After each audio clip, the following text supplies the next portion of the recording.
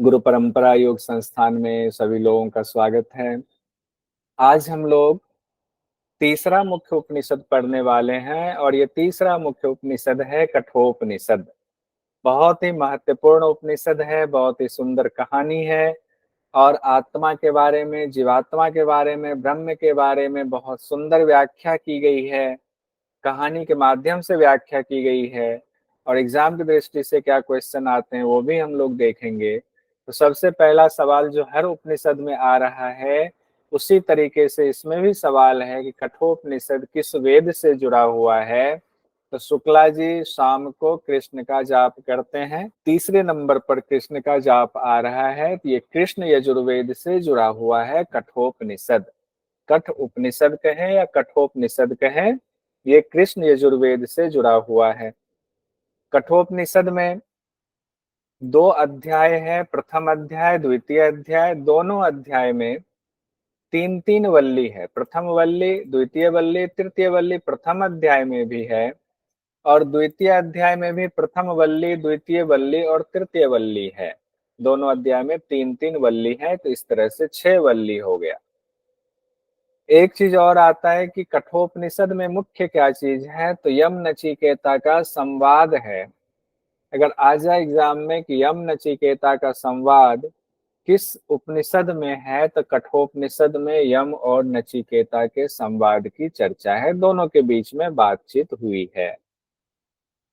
उसके बाद बात आती है कि यम नचिकेता का संवाद है, तो नचिकेता यमराज के पास पहुंचे कैसे। नचिकेता छोटे से बच्चे, छोटा सा बालक, 5-6 साल का या 7 साल का कह लें, इतना छोटा बच्चा यमराज के पास कैसे पहुंच गया, कैसे उनसे संवाद होने लगा। तो इसकी पूरी कहानी है। कहानी इस तरह से बताई गई है कठोपनिषद में कि गौतम वंश, आपने नाम सुना होगा गौतम ऋषि का, तो गौतम वंश है।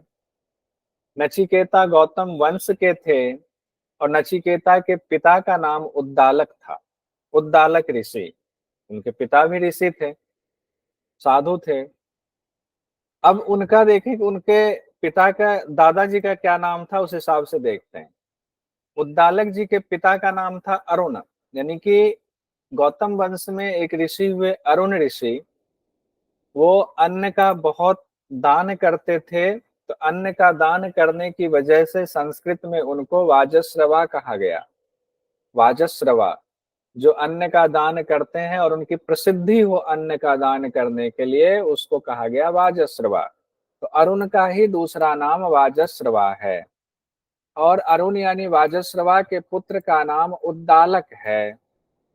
उद्दालक या वाजस्रवस, जब वाजस्रवस कहते हैं तो वाजस्रवस का अर्थ होता है वाजस्रवा के पुत्र।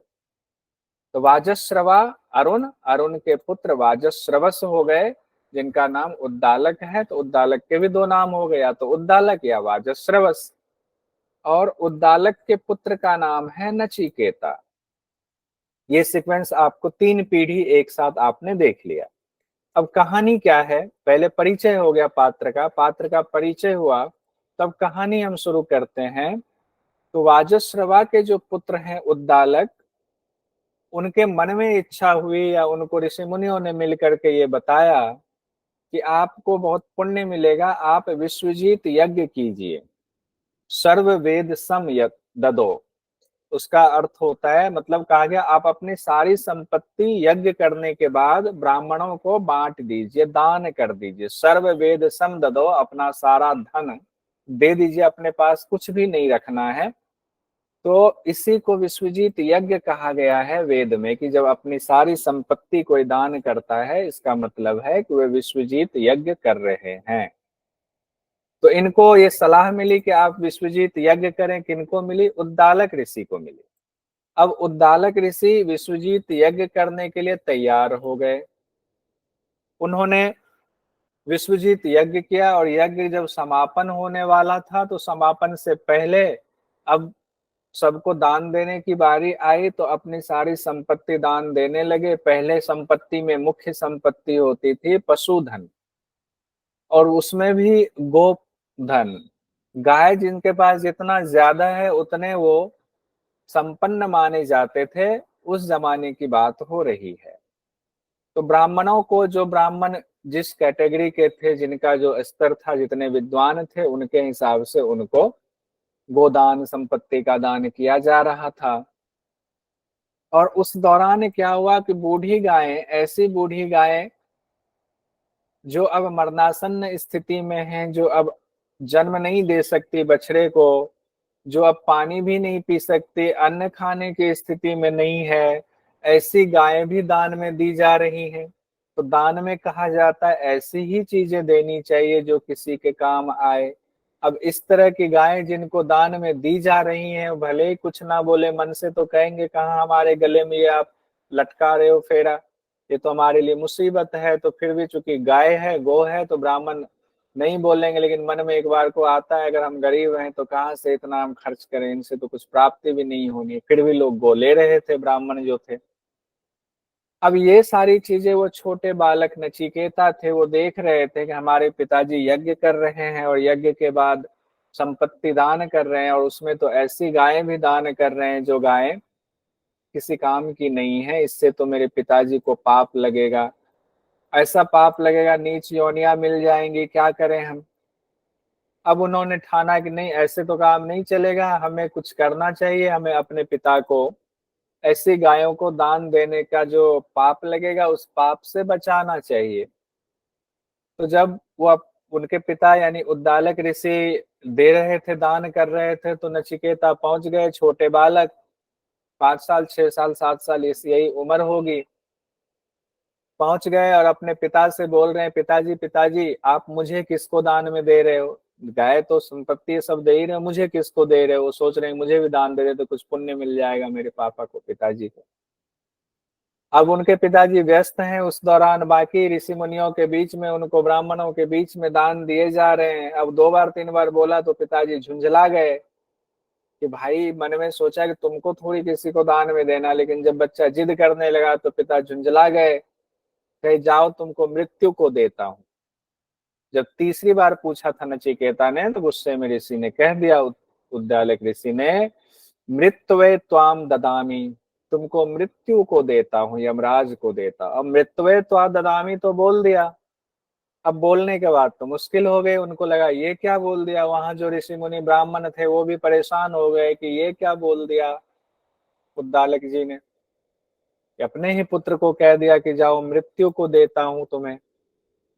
अब भारी मुश्किल, बोलने के बाद खुद ऋषि जो है, उद्दालक ऋषि, चिंतित हो गए।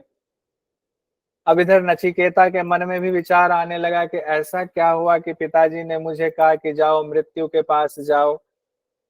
मैं तो अपने पिताजी के जो बाकी शिष्य हैं उनमें भी अच्छी क्वालिटी में आता हूँ। जो 3 प्रकार के शिष्य, नचिकेता के मन में चल रहा है कि शिष्यों की तो 3 कैटेगरी होती है, उत्तम, मध्यम और अधम कैटेगरी होती है। उत्तम वाला होता है जो बिना कहे ही गुरु के इशारों को समझ जाए और कार्य करे। मध्यम वाला होता है जो कहने के बाद कार्य करके दे दे। और अधम वाला होता है जो कहने के बाद भी ठीक से कार्य नहीं कर पाता है। लेकिन मैं तो अधम कैटेगरी में कभी रहा ही नहीं, उस कोटि में। मैं तो मध्यम कोटि में कभी कभी रहा और ज्यादातर समय उत्तम कोटि में रहा। तो मुझे भला क्यों कह रहे हैं कि जाओ तुम्हें मृत्यु को देता हूं। नचिकेता ने कहा खैर कोई बात नहीं, जब पिताजी ने कह दिया और मैंने पूछा तो हम चले जाते हैं उनके पास। उधर पिताजी जो है यमराज के पास जाते हैं, उधर पिताजी दुखी हो गए, देख रहे हैं तस्वीर में कि अब पिताजी वहां बहुत दुखी हैं, बिल्कुल शोक में डूबे हुए दुखी से बैठे हुए हैं। नचिकेता ने कहा नहीं, ये तो अगर हम नहीं जाएंगे यमराज के पास तो हमारे कुल में यानी गौतम वंश में ये पाप के समान होगा, क्या करें, पाप तो हमें नहीं लगना चाहिए। तो नचिकेता अपने पिता को मनाने पहुंचे कि हे पिताजी, हमारे कुल में ऐसा कोई नहीं हुआ जिन्होंने कुछ वचन दिया हो और अपने बात पर अडिग ना रहे हो, उनको सिद्ध ना किए हो। इसीलिए आप अपने कुल का ध्यान करके, साधु संतों की मर्यादा का ध्यान करके हमें जाने दीजिए। तो वचन नहीं खत्म होना चाहिए। तो पिता ने भारी मन से कहा ठीक है जाओ, लेकिन दुखी तो रहे वो। अब नचिकेता चल दिए यमराज के पास। आजकल आप में से, हम में से किसी को कहे यमराज के पास जाने के, हमें तो पता ही नहीं यमराज कहाँ है, कैसे होते हैं। सबको जाना उनके साथ ही है, लेकिन किसी को नहीं पता, किसी में इतना सामर्थ्य नहीं है कि वो चले जाए यमराज के पास खुद ब खुद ऐसे और उनसे जाके वार्तालाप करे। लेकिन नचिकेता एक तो गौतम वंश के थे और बालक थे, दूसरा अपने पिता के सानिध्य में रह के शिक्षा ग्रहण कर रहे थे, तो उनकी योग शक्ति होगी। तो वो सीधे यमराज के महल में यमलोक पहुंच गए। और यमराज के महल के बाहर पहुंचे तो कहा यमराज से मिलना है हमें, अपनी कहानी बताए। तो पता चला वहां यमदूतों ने कहा कि यमराज तो है नहीं, 3 दिन के लिए बाहर गए हैं, जब वो आएंगे तब तक आप विराजिए, आप आतिथ्य स्वीकार कीजिए। नचिकेता ने कहा नहीं, मैं तो उनके पास आया हूँ, पिताजी ने भेजा, मैं तो उनका दास हो गया हूँ। तो जब तक वो नहीं आएंगे तब तक मैं महल के अंदर नहीं जाऊंगा, मैं महल के दरवाजे पर ही बैठा रहूंगा। अब वो महल के दरवाजे पर बैठ गए। एक ब्राह्मण बालक 3 दिन तक इंतजार करते रहे, अन्न जल भी कुछ नहीं ग्रहण किया कि मेरे मालिक ने उनको सौंप दिया था, हम ना अन्न पिएंगे ना जल ग्रहण करेंगे। उधर यमराज के पत्नी जो है वो परेशान हो रही थी कि ब्राह्मण बालक अगर दरवाजे पर भूखे प्यासे बैठे हो तो ये पाप लगता है ऐसे। तीसरे दिन 3 दिन बाद जैसे ही यमराज पहुंचे, पत्नी ने कहा कि जल्दी से जाइए, ऐसे ऐसे बात है, एक ब्रह्म कुमार बैठे हुए हैं, ब्राह्मण बालक बहुत तेजस्वी लगते हैं और भूखे प्यासे बैठे हैं, आपके इंतजार में किसी की बात मान नहीं रहे हैं, आप जल लेकर जाइए, आचमन कराइए, उनके पैर धोइए, उस बच्चे से पूछिए क्यों आए हुए हैं, प्रयोजन पूछिए। अब यमराज पहुंचे, उनके पास थाल सजा करके देख रहे हैं, थाल है। यमराज पहुंच गए, थाल सजा करके नचिकेता के पास में, उनके पांव धोए, कहा नहीं नहीं पांव मत धोए, कहा नहीं आप अभी अतिथि हो, बताएं क्या बात है। नचिकेता ने बात बताई। कहा फिर भी आप 3 दिन तक हमारे दरवाजे पर भूखे प्यासे बैठे रहे, तो 3 दिन के बदले, 3 रात्रि के बदले आप मुझसे 3 वरदान मांग लीजिए। यमराज ने 3 वरदान मांगने को कहा और नचिकेता ने वरदान मांगना अब शुरू किया है। नचिकेता छोटे बालक, देख रहे हैं कितने अबोध से बालक।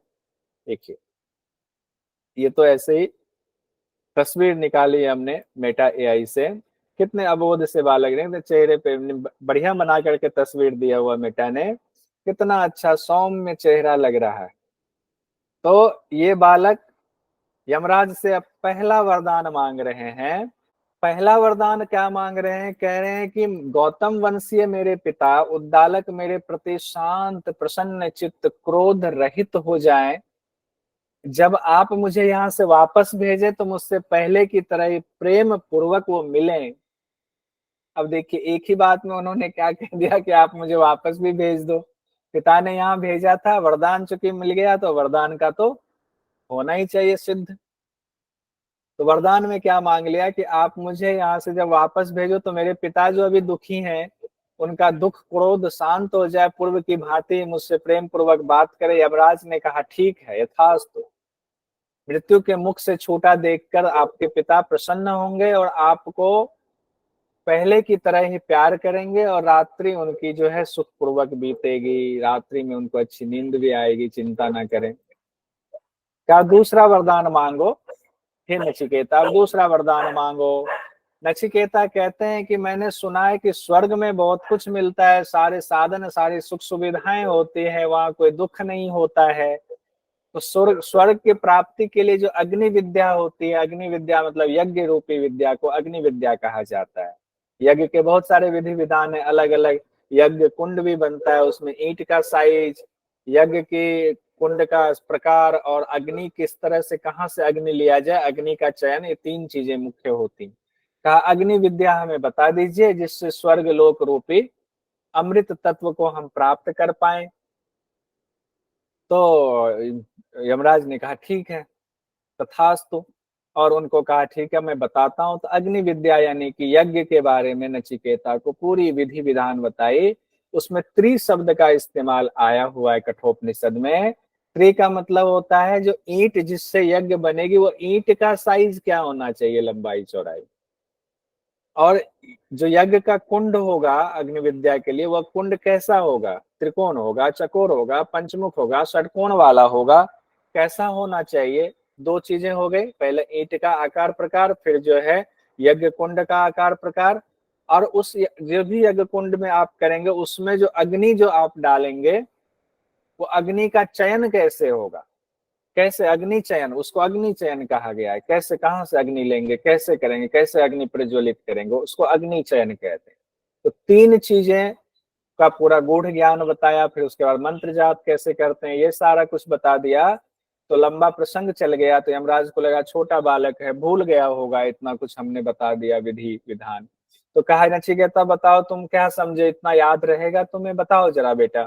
तो नचिकेता ने क्या किया, हू बहू जैसा यमराज ने बताया था, इतना तेजस्वी बालक था, हू बहू वो चीजें उनको बता दी, सब कुछ।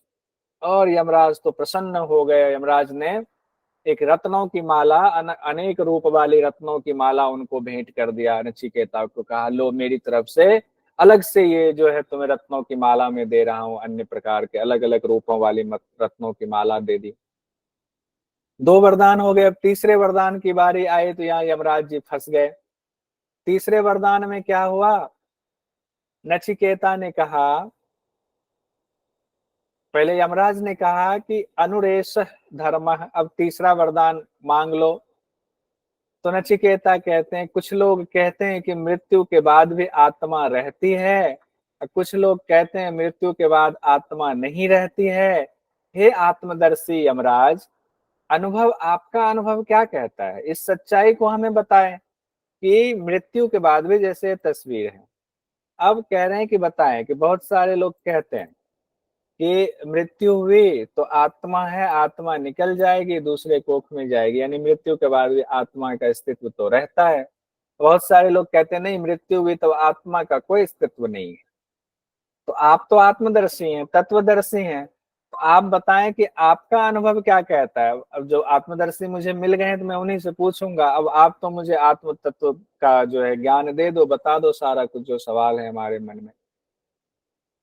अब यमराज जो है हैरान भी हुए, प्रसन्न भी हुए कि छोटा बालक और ये आत्म तत्व का ज्ञान लेना चाहता है। लेकिन यमराज के मन में एक सवाल आया, मन में जो कौंधा, जो बातें हर गुरु के मन में कौंधती हैं कि ब्रह्म विद्या यानी आत्म विद्या का ज्ञान उसी को देना चाहिए जो कि उसके योग्य हो, यानी कि पात्र को ही मिलना चाहिए।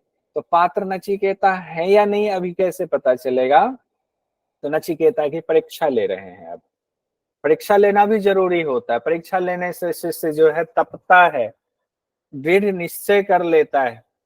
तो अब नचिकेता की परीक्षा शुरू हो रही है। अब उनको प्रलोभन देना शुरू किया उनकी परीक्षा लेने के लिए यमराज ने। यमराज ने कहा एक काम करो नचिकेता, तुम जो ये सवाल पूछ रहे हो ये तो बहुत कठिन, बहुत सूक्ष्म है आत्म का ज्ञान, और इसके बारे में तो देवताओं को भी संशय था। देवताओं ने भी पूछा, जब उनको हमने कहा कि क्या आप इसको समझ पाओगे, तो देवताओं ने भी बहुत सोच विचार के बाद वो भी इसको नहीं समझ पाए, आत्मा के ज्ञान को, ब्रह्म ज्ञान को। तो तुम भी इस जिद को छोड़ दो, मुझे परेशान मत करो। तुम एक काम करो, 100 वर्ष की आयु ले लो, 100 वर्ष की आयु वाले पुत्र पौत्र ले लो, लंबा चौड़ा परिवार की तुम हमसे वरदान ले लो, अनेक गाय ले लो, हाथी ले लो, घोड़े ले लो, भूमंडल का साम्राज्य ले लो, अपनी लंबी उम्र मांग लो, भोग देने वाले रथ मांग लो। इतना ही नहीं, स्वर्ग के अप्सराएं भी ले लो, उनसे सेवा करवाओ, ले जाओ।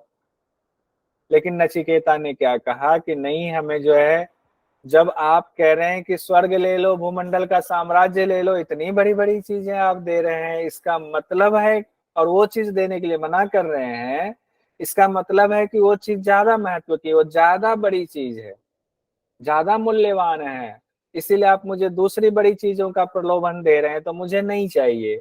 नचिकेता ने सारे प्रलोभन को ठुकरा दिया, कहा ये सारी चीजें आप अपने पास ही रखिए, मुझे नहीं चाहिए। आप कह रहे हैं स्वर्ग की अप्सराएं ले लो और उनसे जो है जाकर के सेवा कराओ, आपने तो पहले ही हमें अग्नि विद्या बता दिया हुआ है। अग्नि विद्या बता दिया तो हम तो ऐसे भी स्वर्ग में पहुंच जाएंगे, वहां हमें सुख भोग ही लेंगे।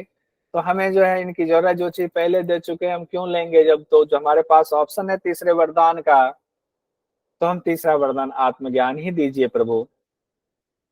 तब नचिकेता के इस सवाल से जो है उनका निश्चय भी दृढ़ हो गया, और उधर यमराज खुश हो गए कि ये वाकई पात्र है, इसको अब जो है ज्ञान देना चाहिए आत्मा का। तब बताना शुरू करते हैं यमराज, उस आत्मा की विशेषता बताते हैं, फिर उसके बारे में गूढ़ ज्ञान देते हैं। तो कठोपनिषद में जो लिखा हुआ है वो गूढ़ ज्ञान छिप गया हुआ है, लेकिन मोटी मोटी बातें जो आप गीता में पढ़ रहे हो, बाकी उपनिषदों में पढ़ोगे, वो चीजें बताई गई हैं। तो परीक्षा की दृष्टि से भी देख लें, ज्ञान की दृष्टि से भी देख लें, लेकिन ब्रह्म विद्या को अभ्यास की दृष्टि से इसमें ज्यादा कुछ नहीं बताया गया है, उसके लिए आपको गुरु ही ढूंढना पड़ेगा। अब इसमें कठोपनिषद में श्रेय मार्ग और प्रेय मार्ग के बारे में बताया गया। दो चीजें पहले कहते हैं कि देखो मनुष्य कैसा होता है, उसको तो आत्मा उसके अंदर है, उसको ज्ञान चाहिए, भूख ज्ञान की होनी चाहिए, लेकिन वासना की भूख होती है। तो श्रेय मार्ग प्रेय मार्ग आपको एग्जाम में आएगा कि श्रेय मार्ग प्रेय मार्ग की चर्चा कहाँ पर है, किस उपनिषद में है, तो कठोपनिषद में है। तो श्रेय मार्ग और प्रेय मार्ग क्या है वो समझ लीजिए। श्रेय मार्ग होता है कल्याण का मार्ग, मोक्ष का मार्ग। श्रेष्ठ मनुष्य जो होते हैं, उच्च बुद्धि वाले मनुष्य जो होते हैं, वो श्रेय मार्ग को चुनते हैं। और प्रेम मार्ग क्या होता है, भोग का साधन। प्रेम किससे प्रेम हो गया, भोग विलास की वस्तुओं से प्रेम हो गया, इंद्रियों को अपने विषयों से प्रेम हो गया, उसी में उलझा हुआ है। इसका फल क्या होगा, हम भ्रष्ट हो जाएंगे, हम बार बार जन्म मृत्यु के चक्र में फंसे रहेंगे, प्रेम मार्ग में। श्रेय मार्ग में नहीं। श्रेय श्रेष्ठ ऐसे याद कर लिए, श्रेय श्रेष्ठ होता है, प्रेय प्रेम हो गया विषय वस्तु में। यमराज कहते हैं जो मंद बुद्धि वाले होते हैं, छोटी बुद्धि वाले जब हम लोगों की स्थिति होती है, तो हम क्या करते हैं, अपना योगक्षेम खुद पूरा करने के लिए प्रेय मार्ग को चुनते हैं। मतलब हम ही उन विषय वस्तु भोग विलास को पूरा कर सकते हैं, हमारे पास जो है उसकी रक्षा हो, और जो नहीं है उसकी प्राप्ति हमें हो, उसके लिए हम पूरा जान लगा देते हैं भगवान को छोड़ करके। योगक्षेम का यही मतलब है। योगक्षेम का मतलब है जो वस्तु है उसकी रक्षा करना, और जो नहीं है उसकी पूर्ति करना, योगक्षेम शब्द का अर्थ है। भगवत गीता में योगक्षेम शब्द का अर्थ ये बताया गया है। वैसे तो भगवत गीता में कहा गया है कि जो मेरी प्रार्थना, मतलब मुझ में जो लग जाएगा, उसका योगक्षेम मैं ही पूरा करूंगा। अब यहाँ क्या हो रहा है, कहते हैं कि जो मंद बुद्धि वाले होते हैं, वो लोग अपना योगक्षेम खुद पूरा करने में लग जाते हैं, वहीं से मामला खराब हो जाता है, उनकी बुद्धि भ्रष्ट होती है, फल जो है नीच योनि वाले मिलते हैं। अब एक क्वेश्चन पूछा गया यूजीसी नेट में, वो देखिए, अन्यत श्रेय अन्यत उत एव प्रेय उभय नानार्थे पुरुषम स्नितः, किस उपनिषद में कहा गया। तो इसमें क्या है, श्रेय और प्रेय दो शब्द आ गया, श्रेय और प्रेय। अन्यत श्रेय अन्यत उत एव प्रेय उभय नानार्थे पुरुषम स्नितः।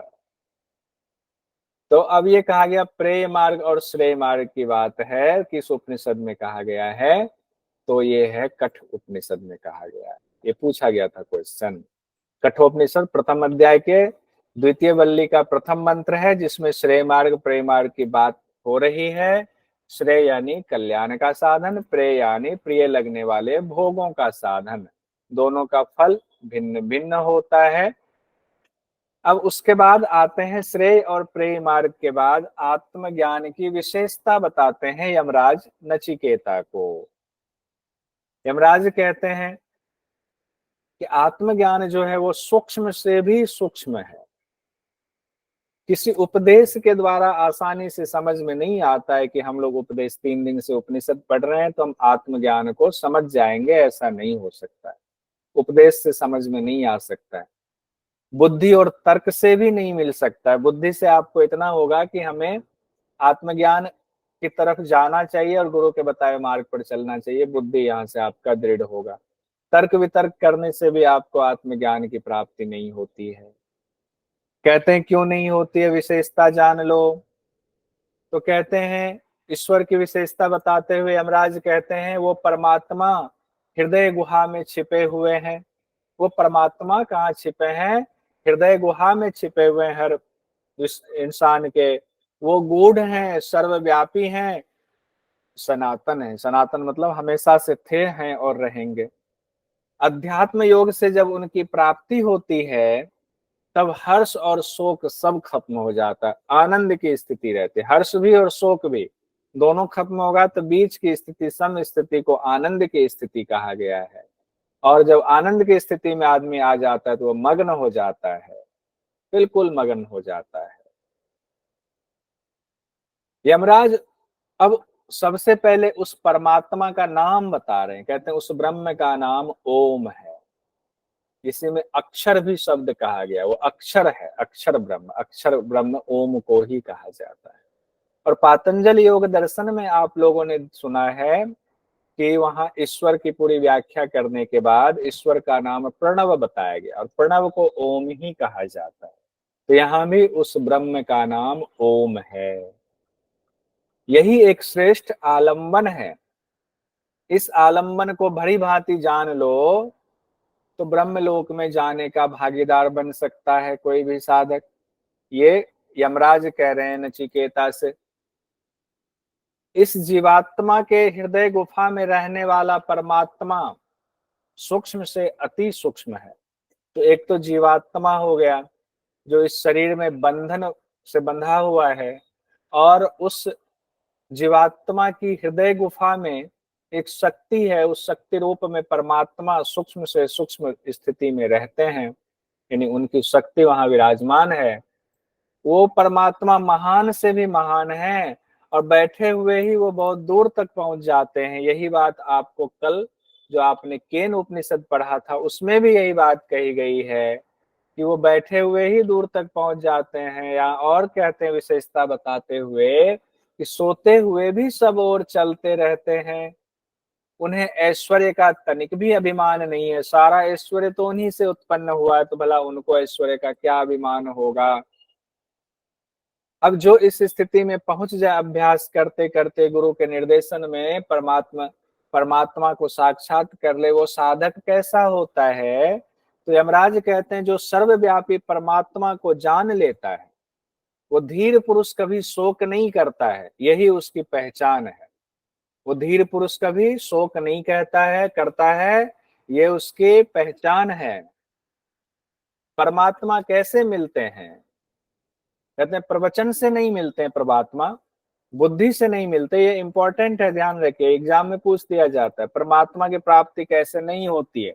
तो प्रवचन से नहीं होती है, आपकी बुद्धि से भी परमात्मा नहीं मिलते हैं, सुनने सुनाने से भी नहीं मिलते हैं कि आप कहीं जाकर के आपने सत्संग कर लिया उसमें सुनने से मिल गया, प्रवचन से भी नहीं मिलते। तो कैसे मिलते हैं। तो हम लोग केन उपनिषद में पढ़ा था हम लोगों ने, परमात्मा जब देखते हैं आपके मन का भाव तब आपको थोड़ा सा झलक दिखाते हैं, आधि दैविक ज्ञान कहा गया। तो यहाँ भी उसी से मिलता जुलता दूसरे तरीके से बात कही गई है। कहते हैं जिनको परमात्मा स्वीकार कर लेते हैं उन्हीं के लिए वे अपना यथार्थ स्वरूप प्रकट करते हैं। अब जिनको स्वीकार करेंगे, किनको स्वीकार करेंगे, परमात्मा जिनका भाव अच्छा होगा, जो परमात्म तत्व में के प्रति जिनकी जिज्ञासा होगी, लालसा होगी। अब हम भोग की तरफ भागे जा रहे हैं, हमें ध्यान ही नहीं परमात्मा का, तो परमात्मा क्यों हमें जो है स्वीकार करेंगे। कहेंगे ठीक है भोग में लगे हो, लगे रहो, तुम भी हमारे बच्चे, भोग ही चाहिए तो लो। लेकिन जिनके अंदर इच्छा जाग गई कि नहीं हमें तो परमात्म तत्व चाहिए, तो उनको फिर परमात्मा स्वीकार करते हैं। जिनको स्वीकार कर लिया उनके लिए वो अपना यथार्थ स्वरूप धीरे धीरे गुरु के माध्यम से उनको ज्ञान मिलेगा, फिर प्रकट जरूर करेंगे। उसके बाद कहते हैं कौन प्राप्त नहीं कर सकता है, जो भी चर्चा हो रही थी कि जो भोग विलास में लगे रहते हैं। तो कहते हैं अब यहाँ उस बारे में यमराज कहते हैं कौन प्राप्त नहीं कर सकता है, जो मनुष्य अपनी सूक्ष्म बुद्धि से भी उनको प्राप्त नहीं कर सकता, जो बुरा आचरण करता है। अगर आचरण हमारा खराब है, हम एक लोटा जल लेकर के मंदिर में चले जाएं तो ब्रह्म मिलेंगे क्या। जल डाल दिया ब्रह्म भगवान पे, शिवलिंग पे, फिर आ गए, अगर आचरण शुद्ध नहीं है तो कोई फायदा नहीं होगा। अशांत भी प्राप्त नहीं कर सकता, यानी कि चित्त वृत्तियां भाग रही हैं चारों तरफ, तो अशांत है हमारा मन, तो हम कैसे प्राप्त करेंगे। तो पहले चित्त की वृत्तियों का निरोध भी जरूरी है। ये सारी बातें देखिए हिंट दे रहा है कि बहुत सारे विधि विधान अचानक से नहीं होता है। जिनकी इंद्रियां संयमित नहीं है वो भी नहीं कर सकता है। बहुत बढ़िया मैसेज भी डालिए, सोमपीठी जी डाल रहे हैं। जिनकी इंद्रियां संयमित नहीं है वो भी प्राप्त नहीं कर सकते। तो ये भी हो सकता है एग्जाम में पूछ दे कौन कौन जो है प्राप्त नहीं कर सकते हैं, कठोपनिषद में इस बारे में क्या कहा गया है।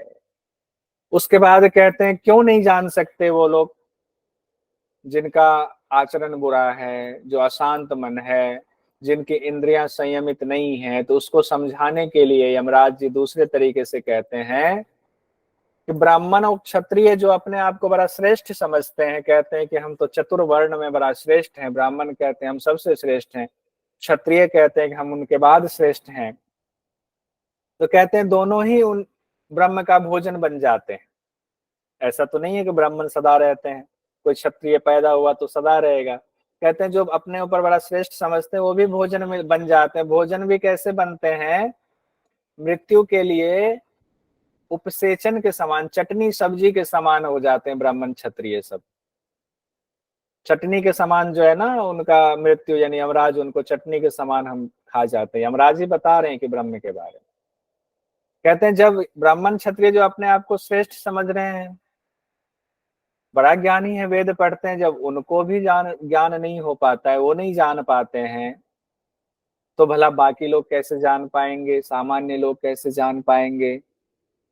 उसके बाद कहते हैं प्रथम अध्याय के द्वितीय वल्ली के 10वें मंत्र में यमराज बता रहे हैं निष्काम कर्म के बारे में और यज्ञ के बारे में कि निष्काम कर्म क्या होता है, गीता में जिसकी चर्चा बहुत विशद रूप में कही गई है। कहते हैं हे नचिकेता, मैं इस बात को भली भांति जानता हूं कि कर्मों की वजह से इस लोक और परलोक के कई बड़े बड़े भोग समूह मिलते हैं।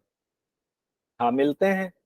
कर्मों के अगर अग्नि विद्या के का अनुष्ठान किया जाए तो मिलते हैं। ऊपर बताया गया है बड़े बड़े भोग समूह मिलेंगे कहाँ? ये स्वर्ग में चले जाएंगे।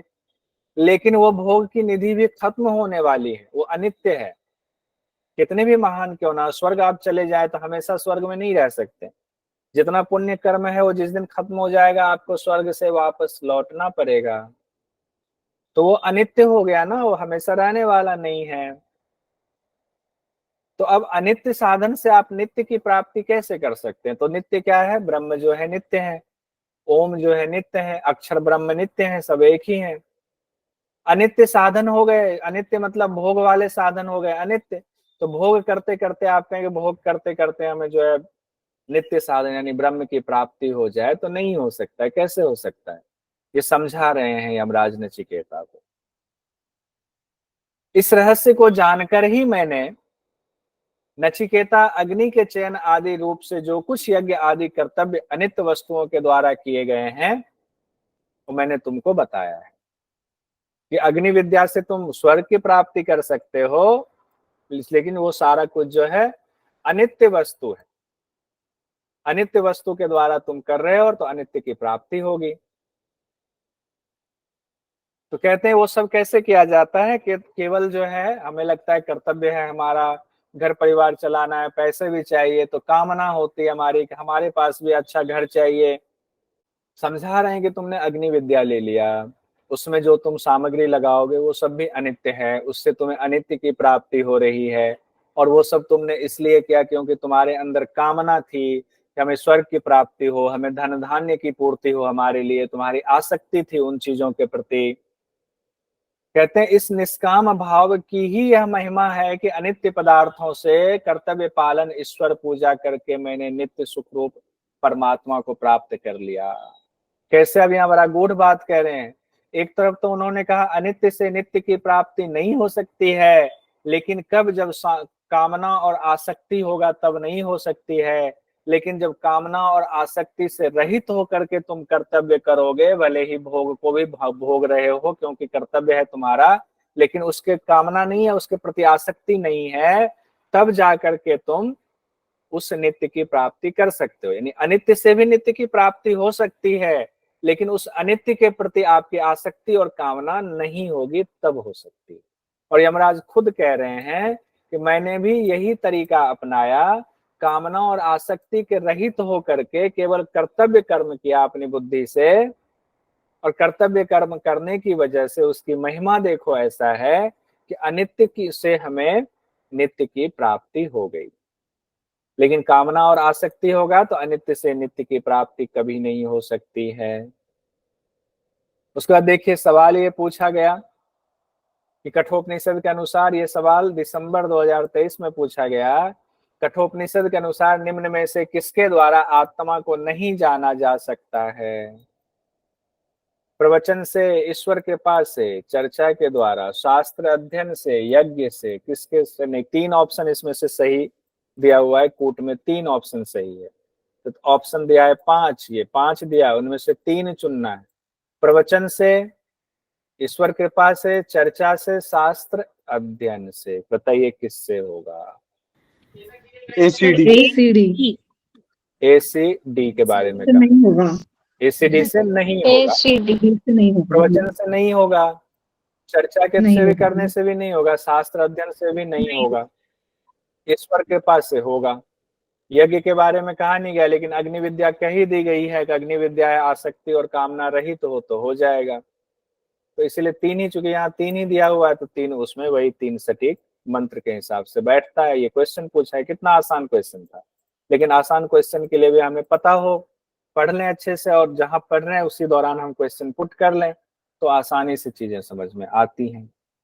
उसके बाद आत्मा के स्वरूप का वर्णन करते हुए आगे कहते हैं यमराज, नित्य ज्ञान स्वरूप है वो आत्मा, वो ना तो जन्मता है ना मरता है, जैसे गीता में कहा गया है कि आत्मा जो है नित्य है, न जन्मता है न मरता है। तो यहाँ भी कहा गया कठोपनिषद में, आत्मा ज्ञान स्वरूप है, उसका जन्म नहीं होता है, उसकी मृत्यु नहीं होती है, आत्मा अजन्मा है। पुरातन मतलब वो बहुत पुराना है, नित्य एक रस रहने वाला है, नित्य एक रस रहने वाला आत्मा है, हमेशा एक ही रस में रहता है। आत्मा कभी घटता नहीं है, कभी बढ़ता नहीं है कि आत्मा आज छोटी सी है और आत्मा बड़ी सी हो जाएगी, ऐसा नहीं होता है।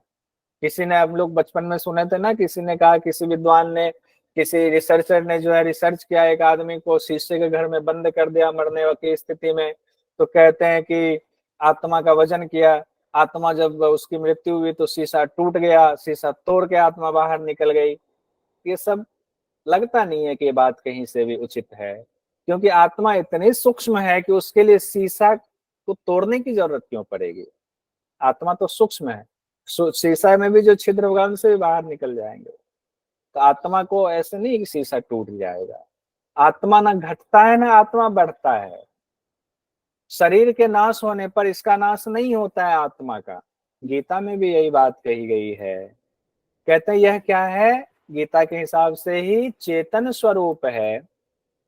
अगर कोई इसको मारने वाला या मरने वाला मानता है, गीता में भी यही बात कही गई, कोई आत्मा को मार देगा या कोई आत्मा किसी को मारता है, तो वह आत्मा के असली स्वरूप को नहीं जान रहा होता है, इसलिए ऐसी बातें वो कर रहा है। अब यहां से ये भी अब बहुत इंपॉर्टेंट है, तृतीय वल्ली में प्रथम अध्याय के यमराज ने शरीर की तुलना रथ से की है, और ये बड़ा इंपॉर्टेंट है। जीवात्मा को रथ का स्वामी कहा गया, यानी वो आत्मा जो जीव के अंदर है, तो जीवात्मा हुआ, वो रथ का स्वामी है। और शरीर को रथ कहा गया है, ये एग्जाम में पूछा जाता है। बुद्धि जो हमारी आपकी है वो सारथी है, और मन जो है हमारा वो लगाम है। जो हमारी इंद्रियां हैं, एकादश इंद्रियां, वो घोड़े हैं, और इंद्रियां जिन विषयों के पीछे भाग रही हैं वो विषय घोड़ों के रास्ते हैं। कितनी सुंदर व्याख्या की गई है। और जीवात्मा ही सबका भोक्ता होता है, क्योंकि जीवात्मा के लिए ही सारा है। तो इस तस्वीर को देख करके समझिए। तो यहाँ पर देखिए, रथ है, रथ शरीर हो गया, शरीर पर ये राजा बैठे हुए हैं, तो ये आत्मा हो गए राजा। बुद्धि जो है ये सारथी है, जो घोड़ों को लगाम लगाए हुए है, और जो लगाम लगाए हुए है, जो बुद्धि ने हाथ में लगाम पकड़ा हुआ है, वो लगाम मन है। और मन से जुड़ा हुआ किससे किससे है ये लगाम? घोड़ों से जुड़ा हुआ है। तो घोड़े क्या है? इंद्रिय हैं। और घोड़े किन रास्तों पर भागने की कोशिश कर रहे हैं? तो विषयों पर, जिन रास्तों पर भागने की कोशिश कर रहे हैं वो इंद्रियों के विषय हैं। इस तरह से इसका वर्णन किया गया है कठोपनिषद में। ये पूरा आपको याद रहना चाहिए, कहीं कोई संशय ना रहे इसमें। अब आगे कहा गया है, इस यहाँ से भी क्वेश्चन आता है, ऊपर से तो आता ही है पूरा, जो अभी हमने वर्णन देखा उससे भी क्वेश्चन आता है। और इससे भी आता है कि सारथी क्या करता है? सारथी यानी बुद्धि। अगर वो विवेकशील हुआ, और बुद्धिहीन और विवेकशील दो स्थिति हो सकती है, एक बुद्धि खराब हो जाना, एक बुद्धि अच्छी हो जाना। तो जिनकी बुद्धि खराब हो जाती वो क्या करता है, उनके इंद्रियां वश में नहीं होते, चोरी करेगा, चमारी करेगा, झूठ बोलेगा, भगवान का पूजा तो कर लेगा, टीका भी लगा लेगा, लेकिन वो अपने आदतों से नहीं जाएगा, वो गलत ही करेगा, झूठ पे झूठ बोलेगा, एक झूठ बोलने के लिए 10 झूठ बोलेगा। जब ऐसी बात आती है तो आप जब स्मरण करोगे कि आपके आसपास भी बहुत ऐसे लोग मिल जाते हैं, टीकाधारी झूठ बहुत बोलते हैं, बहुत मिल जाए, बहुत हैं जो पूजा करते हैं, बहुत सात्विक रहते हैं। तो कहते हैं वो झूठ बोल रहे हैं, मतलब उनकी इंद्रियां वश में नहीं है, तो इसका मतलब उनकी बुद्धि जो है वो बुद्धि खराब बुद्धि है, विवेकहीन बुद्धि है उनकी। और फिर क्या होगा, वो परम पद को कभी पा ही नहीं सकते, कभी नहीं पा सकते। और जिनकी बुद्धि सही होगी, विवेकशील बुद्धि जिनकी होगी, वो सारथी क्या करेगा, सारथी बुद्धि है, जो सारथी अच्छा है, विवेकशील है, वो क्या करेगा, उन घोड़ों को सही रास्तों पर ले जाएगा, नियंत्रित करके रखेगा। और जब नियंत्रित करके रखेगा तो लक्ष्य की प्राप्ति उसको होगी जो विवेकशील सारथी है। घोड़े उनके वश में रहेंगे, इंद्रियां नियंत्रित रहेंगी, और वो परम पद को प्राप्त कर लेगा। ये कहा गया है कठोपनिषद में। उसके बाद श्रेष्ठता का क्रम बताया गया है। कहते हैं किससे ज्यादा कौन बलवान है, तो यहाँ कहा गया है इंद्रिय से ज्यादा बलवान विषय है। उल्टे क्रम से देखिए, इंद्रिय से ज्यादा बलवान विषय हैं, विषय क्या करते हैं, इंद्रियों को अपनी तरफ खींच लेते हैं। अब विषयों से ज्यादा बलवान मन है, अब मन से ज्यादा बलवान बुद्धि है, बुद्धि से ज्यादा बलवान आत्मा है जो श्रेष्ठ है। आत्मा से भी कोई बलवान है क्या, कहते हैं आत्मा से भी बलवान है, अव्यक्त माया है। आत्मा से यहाँ मतलब जीवात्मा से है, तो जीवात्मा से भी ज्यादा बलवान माया हो गई ना, माया के परवश में ही तो फंस गया वो जीवात्मा, माया के हिसाब से व्यवहार करने लगा, भोक्ता बन गया वो। तो कहते हैं कि अव्यक्त जो माया है, जो व्यक्त नहीं वो अव्यक्त माया है, वो आत्मा से भी बलवान है। और अव्यक्त माया से भी बलवान कौन है, पुरुष परमेश्वर है, जो ब्रह्म है, अक्षर ब्रह्म है। वो माया से भी श्रेष्ठ है, क्योंकि अक्षर ब्रह्म से ही माया की उत्पत्ति हुई है। और यहाँ पर पुरुष कहा गया है परमेश्वर को, ब्रह्म को, अक्षर ब्रह्म को। उस अक्षर ब्रह्म पुरुष से श्रेष्ठ कुछ भी नहीं है।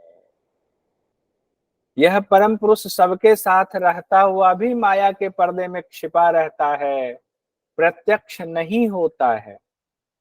कि परम पुरुष जो है हमारे ही हृदय में है, लेकिन माया का पर्दा पड़ा हुआ है। तो माया का पर्दा किसके ऊपर पड़ा है, ब्रह्म के ऊपर नहीं पड़ा हुआ माया का पर्दा, वो तो जीवात्मा के सामने पड़ा हुआ है। और उस पार जो है ब्रह्म है, इस पार जीवात्मा है, बीच में वो माया है, इसीलिए तो माया को श्रेष्ठ कहा गया है उस आत्मा से, जीवात्मा से। और उस माया की वजह से, पर्दा की वजह से हमें प्रत्यक्ष नहीं हो पा रहे हैं। लेकिन जो सूक्ष्मदर्शी पुरुष होते हैं, वो अति सूक्ष्म और तीक्ष्ण बुद्धि से इसे देख पाते हैं, उनको पता चल जाता है कि माया का पर्दा है, प्रभु तो हमारे सामने ही है। फिर वो अपनी तीक्ष्ण बुद्धि से इसे देख पाते हैं। अब कहते हैं परम पुरुष को प्राप्त कैसे किया जाए। जो पर्दा हमारे सामने है, उस पर्दे के पार जो वो अक्षर ब्रह्म है, ओम है, उस परम पुरुष को कैसे प्राप्त किया जाएगा। तो कहते हैं कि वाक आदि यानी वाणी आदि जो इंद्रियां हैं, उनको मन में निरुद्ध कर लें। देखिए तरीका तो बताया जा रहा है कि ये प्रोसेस होगा, लेकिन होगा कैसे वो विधि विधान कहीं नहीं बताया गया। तो वाक आदि इंद्रियां को मन के निरुद्ध करें, यानी मन से कंट्रोल करें वाक आदि इंद्रियां, क्योंकि मन जो है इंद्रियों का स्वामी है। अब मन से ऊपर कौन है, बुद्धि है। और जब मन ने इंद्रियों को कंट्रोल कर लिया तो मन कहां पर जाकर के मिलेगी, बुद्धि। यानी मन लगाम है तो लगाम को कौन खींच रहा है, बुद्धि। तो मन बुद्धि के अधीन हो जाए, यानी कि मन को बुद्धि के अधीन कर लो। कि मन जा रहा है समोसा खाएं, बुद्धि कहती है कि समोसा में मैदा होता है, पता नहीं कौन से तेल में छना हुआ, शरीर को नुकसान करेगा, बुद्धि कहती है। फिर मन कहता है कि नहीं, नहीं जाना, नहीं खाना है, हमें विषयों में नहीं जाना है, नहीं खाएंगे। तो ऐसे बुद्धि देखिए, मन तो क्या हुआ, मन से इंद्रिय को कंट्रोल कर लीजिए, और इंद्रिय जो ज्ञान, मन जो है उसको बुद्धि में विलीन कर दीजिए। अब ज्ञान स्वरूप बुद्धि कहाँ पर विलीन होगी? महान आत्मा में विलीन होगी। उल्टे क्रम से आ रहे हैं, जैसे फैलाव हुआ ना, पूरा सृष्टि फैल गया, तो उल्टे क्रम से सृष्टि का फिर लय हो रहा है। अब बुद्धि को कहाँ लय होगा? आत्मा में विलीन कर दें, फिर उस आत्मा को कहाँ लय करना? आत्म स्वरूप तक आ गए तो परमात्मा में विलीन कर दे। ये समाधि की स्थिति बता रहे हैं। जैसे कि योग दर्शन में स्थूल से लेकर के सूक्ष्म समाधि की तरफ बढ़ते हैं, आत्मदर्शन हो जाता है, फिर आत्मा जो है कैवल्य की प्राप्ति होती है। वही बात यहाँ अलग तरीके से कहा गया। यही परम गति की स्थिति है, यानी इसे ही परम गति की परिभाषा भी कहा गया है। उसके बाद कहते हैं कि ये तत्व ज्ञान जो है, हे नचिकेता, यमराज कहते हैं ये तत्व ज्ञान साधारण नहीं है। ये छुरे की धार, जो छुरा होता है ना, बहुत तेज छुरा होता है, उसकी धार कितना तीक्ष्ण होता है, उसके समान दुर्गम है ये तत्व ज्ञान, जो तत्व ज्ञान में तुमको दे रहा हूं। अब आते हैं प्रथम अध्याय के तृतीय वल्ली के 14वें मंत्र में, जो कि बहुत महत्वपूर्ण मंत्र है, हो सकता है कि एग्जाम में कभी आ जाए। उत्तिष्ठ जाग्रत प्राप्य वरान निबोधक, क्षुरस्य धारा निशिता दुरत्यया दुर्गम पतस्त तक्वयो वदंती। अब ये जो है उत्तिष्ठ जागृत प्राप्य वरान निबोधक, ये तो बहुत महत्वपूर्ण है, क्योंकि ये पता नहीं कब से चला आ रहा है। चला आ रहा है मतलब आम जन के बीच में भी ये चला आ रहा है। स्वामी विवेकानंद जी ने यही तो नारा दिया था, उठो जागो और उनको प्राप्त कर लो, उस शक्ति को प्राप्त कर लो। उत्थित उत्तिष्ठ जागृत प्राप्य वरान्य बोधक। लेकिन स्वामी विवेकानंद जी जिनको प्राप्त करने की बात कर रहे हैं, वो आत्मशक्ति आत्मदर्शन को प्राप्त करने की बात कर रहे हैं। और वहीं पर कहते हैं क्षुरस्य धारा निशिता दुरत्यया दुर्गम पतस्त कत्वयो वदंती, यानी कि वो छुरे की तीक्ष्ण धार के समान दुर्गम है, इतना आसान नहीं है, लेकिन फिर भी तुम कर सकते हो। उठो जागो और श्रेष्ठ महापुरुषों के पास जाओ और उनसे परब्रह्म परमात्मा का ज्ञान प्राप्त करो।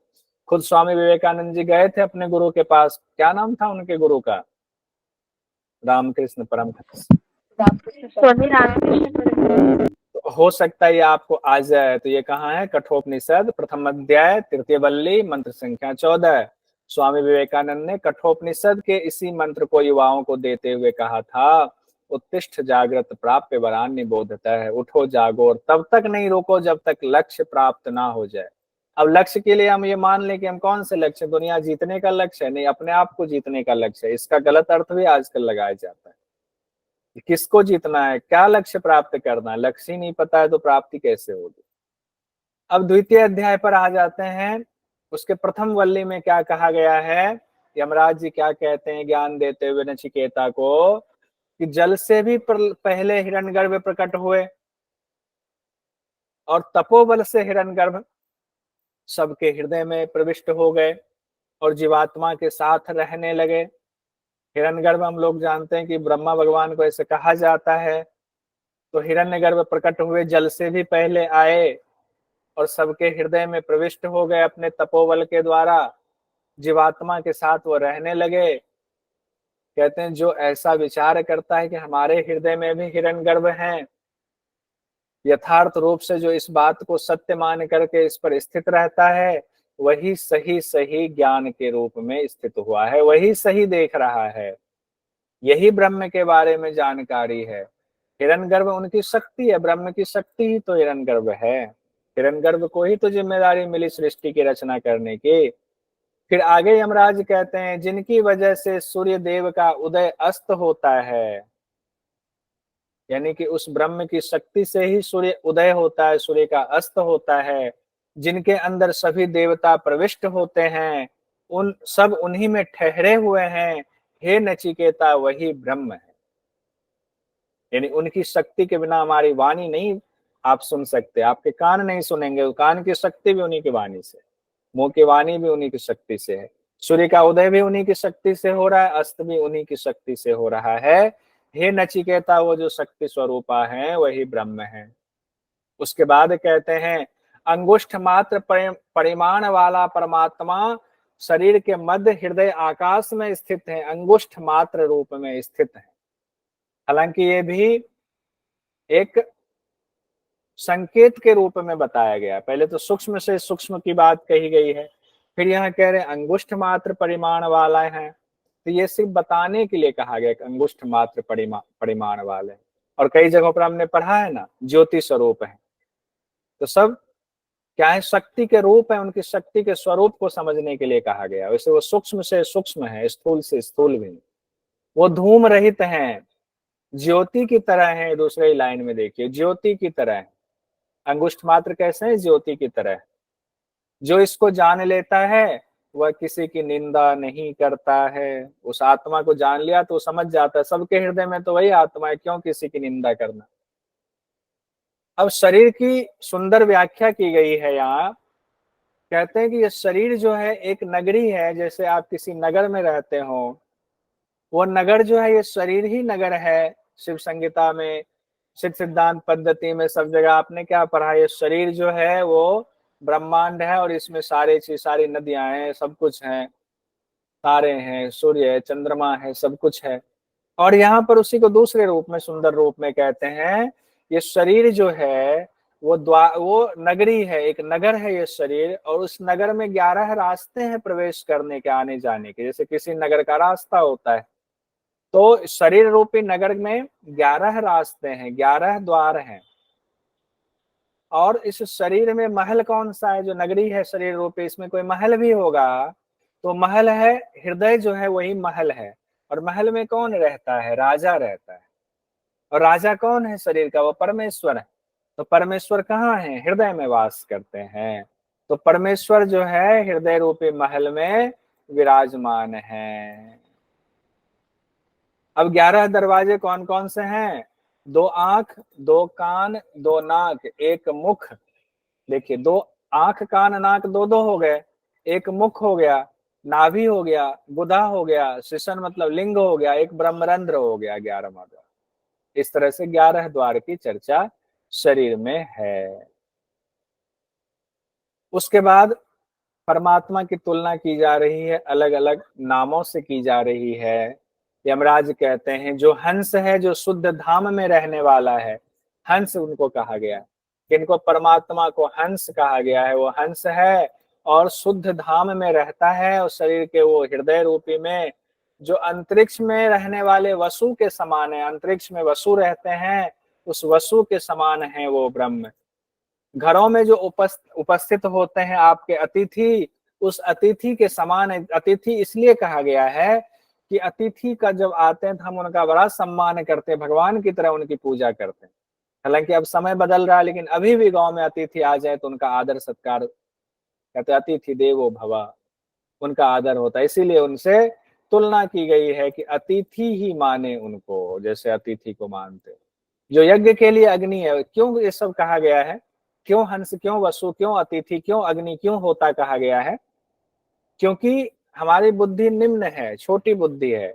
हम उस सूक्ष्म चीज को बिना आकार लिए नहीं समझ पाते, इसीलिए निराकार चीज नहीं समझ पाते, तो आकार रूप में बताया जा रहा है। हंस आकार रूप में समझ सकते हैं। वसु की एक कल्पना अगर कहानियों में सुनी है तो आकार रूप में है। अतिथि को हम आकार रूप में देखते हैं। तो पहले कहते हैं, पहले क ख ग घ पढ़ेंगे तब तो शब्द बनेगा, तब तो वेदों के उच्चारण होंगे, तब तो पातंजल योग सूत्र के उच्चारण होंगे। पहले शुद्ध उच्चारण से शुरू करेंगे तो शुद्ध पे भी पहुंचेंगे। पहले बोलना तो सीखें। छोटा बच्चा अशुद्ध बोलता है, फिर धीरे धीरे तोतलाकर, फिर धीरे धीरे समय के साथ प्रौढ़ होता है, तो तरुणावस्था के बाद उसकी शुद्धि आनी शुरू हो जाती। उसी तरीके से भगवान कह रहे हैं कि पहले तुम इसको स्थूल रूप में समझो। अतिथि तुलना कर दिया। यज्ञ हम लोग सबके यहाँ होता है, तो यमराज ने सोचा चलो यज्ञ के रूप में बता दें। तो यज्ञ में जो अग्नि का महत्व है, बिना अग्नि के यज्ञ हो ही नहीं सकता है, वही ब्रह्म का महत्व है। अब यज्ञ कराने वाले, होता जो आपके यज्ञ कराएंगे, उसमें अग्नि आहुति डालने के लिए आपको बोल रहे हैं, आहुति डाल रहे हैं, आप भी डालो, वो होता होते हैं। यज्ञ करवाने वाले, उनका कितना महत्व होता है, कितना हम उनका मान सम्मान, उनको साष्टांग नमस्कार करते हैं। वो भी स्थूल स्वरूप में, शरीर रूप में, कहते हैं उसी तरीके से ब्रह्म को मानो। और वो अब फिर से अब कहते हैं, अब इतना समझ गए, अब उनकी महत्ता और ऊपर की बताता हूँ कि वो मनुष्यों में भी रहते हैं, देवताओं में भी रहते हैं, सब में उन्हीं की शक्ति मौजूद है। वो सत्य में भी रहते हैं, वो आकाश में भी रहते हैं। अगर पहले ही सत्य आकाश कह देते, देवता मनुष्य कह देते, तो समझ में नहीं आता। पहले स्थूल रूप में उनको बताया गया है, फिर सूक्ष्म रूप की चर्चा की जा रही है।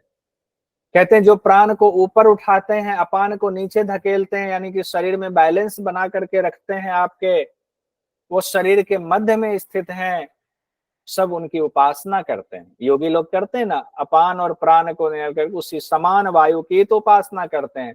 अगर उस समान वायु को कंट्रोल में कर लिया, जगा लिया, तो कुंडलिनी का जागरण हो जाता है, फिर सूर्य और शक्ति का मिलन हो जाता है। हठ योग का ये नियम है, सिद्धांत है। जीव एक शरीर से दूसरे शरीर में गमन करता है। जीव एक शरीर को छोड़ करके दूसरे शरीर में जाता है। जैसे गीता में कहा गया है कि पुराने वस्त्र को छोड़ करके आप नया वस्त्र जैसे पहनते हो, वैसे ही जीवात्मा के लिए, आत्मा के लिए शरीर जो है एक वस्त्र के समान है। छिन्न भिन्न हो गया शरीर, बुजुर्ग हो गया, खत्म हो गया, तो आत्मा दूसरे शरीर में गमन करता है। उसके निकल जाने पर शेष क्या रहता है? कुछ भी नहीं रहता है। लेकिन वह परमात्मा हर जगह रहता है। हमारी मृत्यु हो जाए तो कहते हैं कुछ नहीं, सब शेष। नाम भी नहीं लेते कि ये कौशल है, नाम भी नहीं लेंगे ये कौशल है।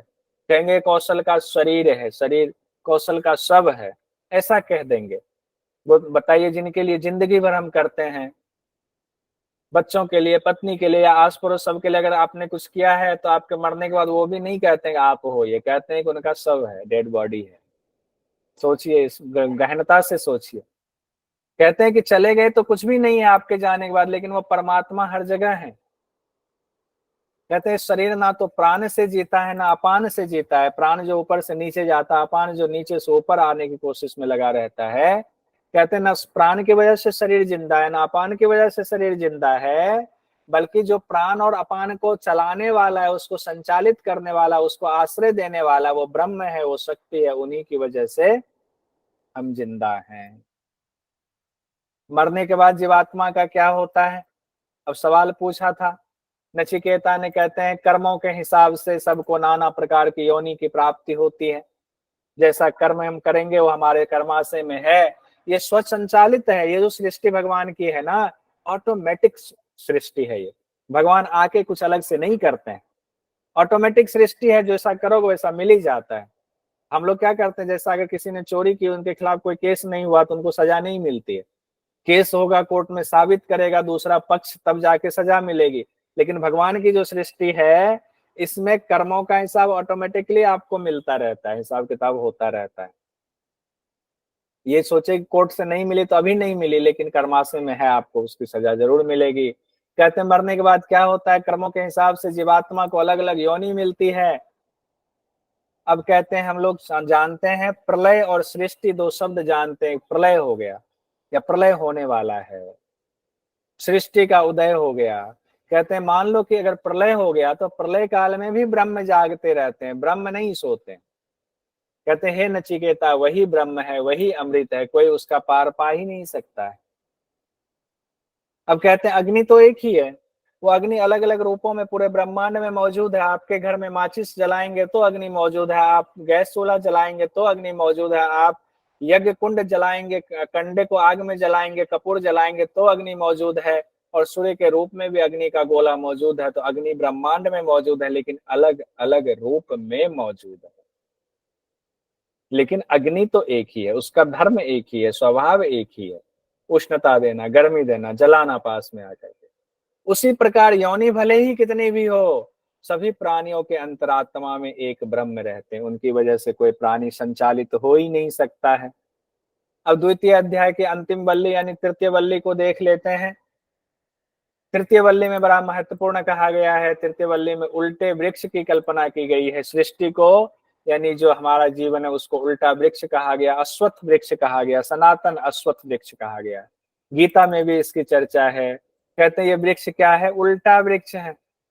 ऊपर की ओर इसका मूल है यानी जड़ है, और शाखा नीचे की ओर है। इसी तरीके से तो है, हमारा मूल तो ऊपर है, ब्रह्म तो ऊपर है, और हमारी शाखाएं नीचे फैली हुई हैं, विषय सारे फैले हुए हैं, इंद्रियां सारी विषयों में लगी हुई हैं। इसी तरीके से इसीलिए हमें क्या करना है?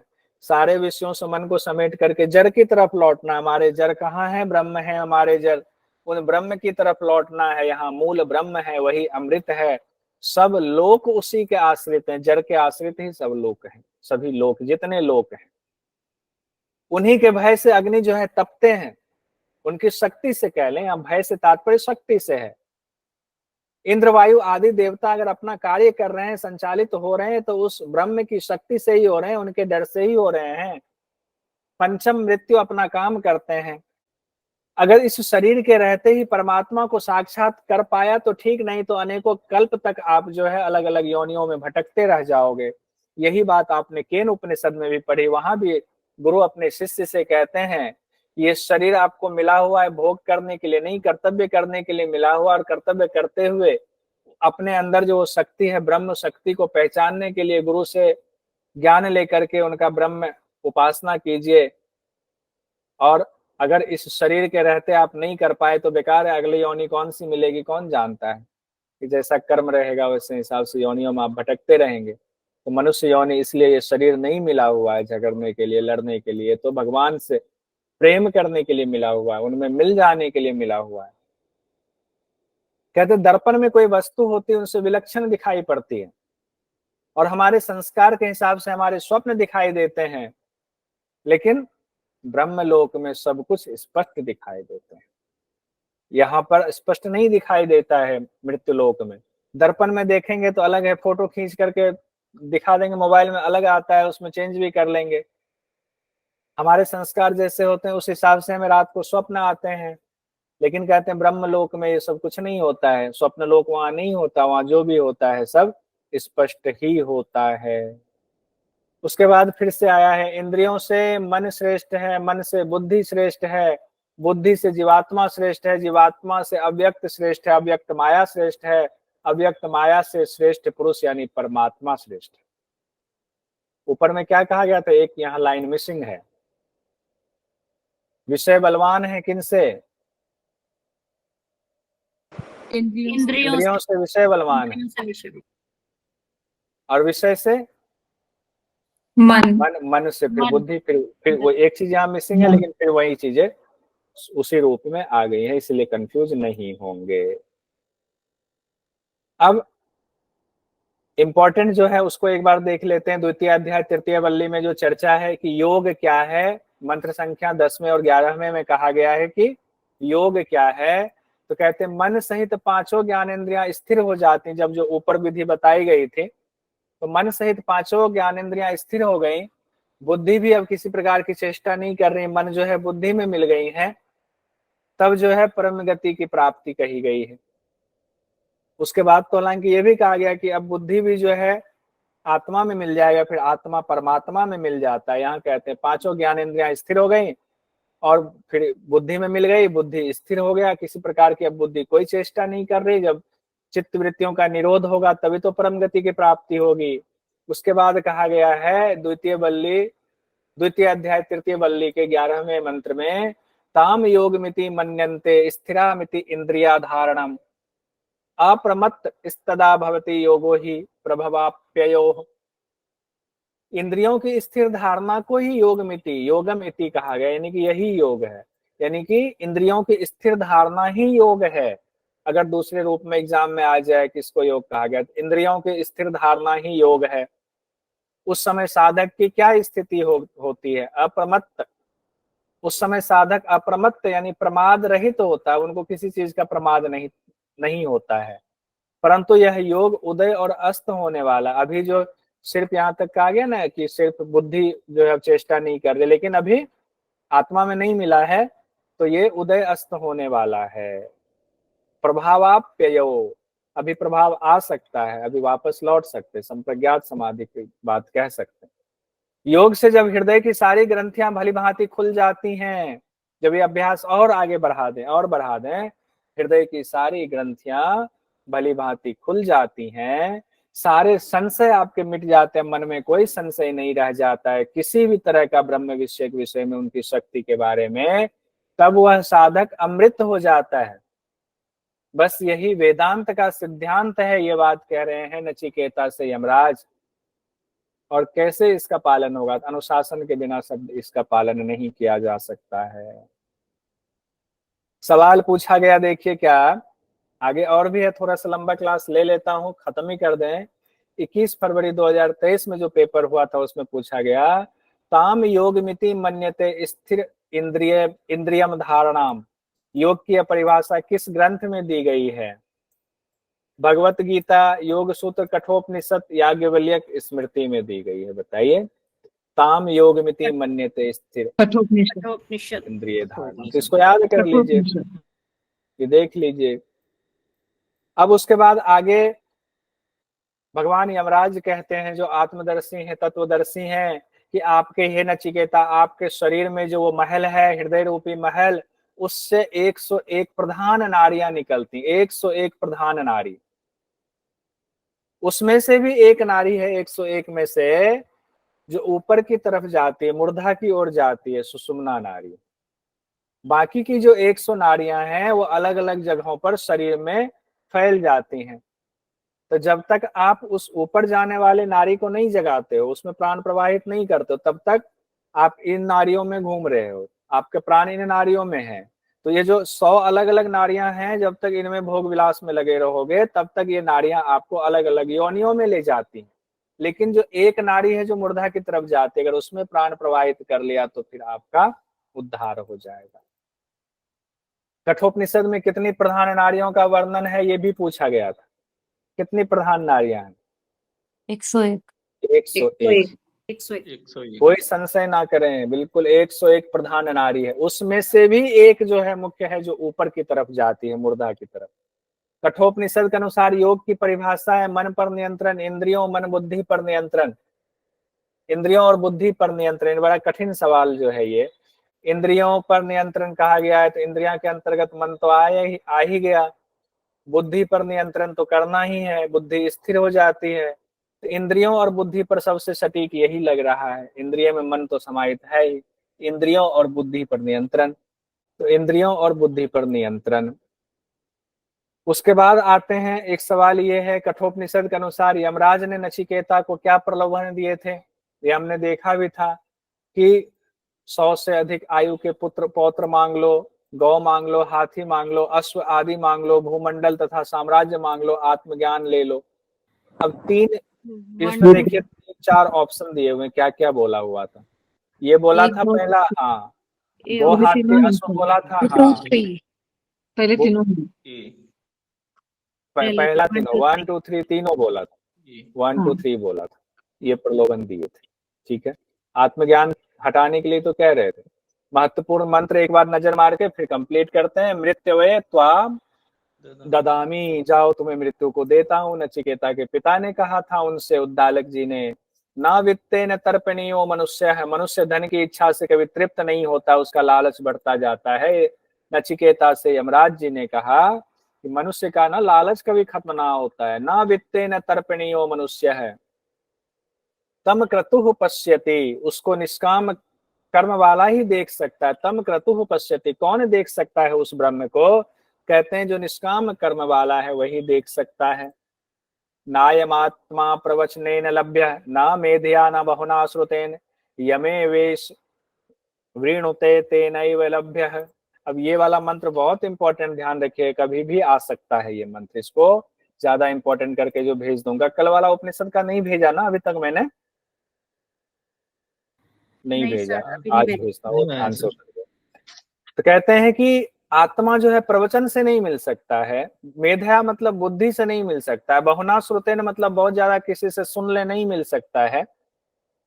कैसे मिलता है? जिनको प्रभु ने स्वीकार कर लिया है उन्हें ही मिल सकता, उन्हीं को स्वरूप दिखाते हैं। अंगुष्ठ मात्र है पुरुषो मध्य आत्मनि तिष्ठति, अंगुष्ठ मात्र पुरुष आत्मा के मध्य बैठा हुआ है। अंगुष्ठ मात्र है पुरुषो अंतरात्मा सदा जनानाम हृदय सन्निविष्ट है, परमात्मा अंगुष्ठ मात्र पुरुष के अंदर स्थित है और आत्मा हृदय में स्थित है। ठीक है, कितना सुंदर। अंगुष्ठ मात्र है पुरुषो अंतरात्मा सदा जनानाम हृदय सन्निविष्ट, हृदय में ही भगवान है। कभी भी कोई गलत कार्य करे तो भगवान तो हमारे साथ है, क्यों गलत करना? कभी मुसीबत में फंसे भगवान तो हमारे साथ है। लेकिन ऐसा नहीं आपने गलत कर दिया, मुसीबत में फंस गए तो भगवान तो आंखें फेर के बैठे रहेंगे।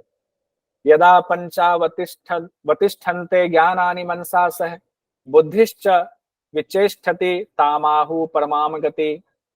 कहा गया है कि ये जो पांचों मन सहित पांचों ज्ञानेंद्रियां स्थित हो जाती हैं, बुद्धि भी किसी प्रकार की चेष्टा नहीं करती हैं, उस स्थिति को परम गति कहा जाता है। बुद्धि भी किसी प्रकार की चेष्टा नहीं करती हैं, उस स्थिति को परम गति कहा जाता है। उसके बाद कहते हैं ताम योगमिति मन्यन्ते स्थिरम इंद्रिय धारणाम अप्रमत्त स्तदा भवति योगो ही प्रभवाप्ययो। इस इंद्रियों की स्थिर धारणा को ही योग मिति कहा गया, योगम इति कहा गया है। उस समय साधक क्या होता है, स्थिति प्रमाद रहित हो जाता है, अप्रमत्त स्थिति में हो जाता है। लेकिन ये क्या है, प्रभावाप्ययो, ये स्थिति वापस लौटने वाला भी हो सकता है, उदय और अस्त होने वाला हो सकता है। यदा सर्वे प्रविध्यन्ते हृदयस्येय ग्रंथयः, तब हृदय की सारी ग्रंथियां भली भांति खुल जाती हैं, तब हृदय की सारी ग्रंथियां भली भांति खुल जाती हैं। अथ मृत्यो अमृतो भवत्यो तावद ध्यनुशासनम भवति ही एतावत अनुशासनम। कहा गया ना, भवत्यो एतद अनुशासनम, तो भवति ही एतावत अनुशासनम, तब वह साधक अमृत हो जाता है, भवति हो जाता है। अब किस कैसे, अनुशासन के द्वारा। बस इतना ही वेदांत का सिद्धांत है। अब आप करते रहेंगे तभी वो प्राप्ति होगी। यह हमारा कठोपनिषद भी कंप्लीट हो गया।